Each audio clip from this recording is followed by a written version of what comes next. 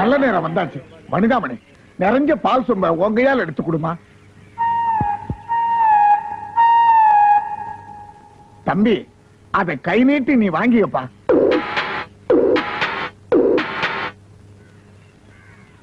ஐயா, இந்த ஊர்ல இப்படி ஒரு மனுஷனா இருக்கிறீங்களே. ஒருத்த முன்னுக்கு வர்றது தெரிஞ்சா அவன் எங்க முன்னேறி பணக்காரன் ஆகிருவானோன்னு ஊர்ல பல பேரு தான் சொந்த வேலையை விட்டுட்டு கட்டிச்சோறு கட்டிட்டு போய் அவனை கெடுத்தாதான் நிம்மதின்னு நினைக்கிற இந்த ஊர்ல முன்பணமே வாங்காம தான் சொந்த கடையும் கொடுத்து கடையில் உள்ள பாத்திரத்தையும் கொடுத்து நிறைஞ்ச பாலையும் கொடுத்த உங்க குடும்பத்துக்கு நாங்க ரொம்ப கடமைப்பட்டிருக்கிறோம் ஐயா.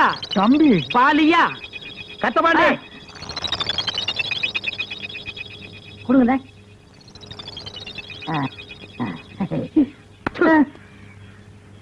முதல் பாலை நீ குடிக்காத, காய்ச்சி எல்லாருக்கும் கொடு. அதுல என்ன, இந்த பால்ல வியாபாரத்தை ஆரம்பிக்கலாமா?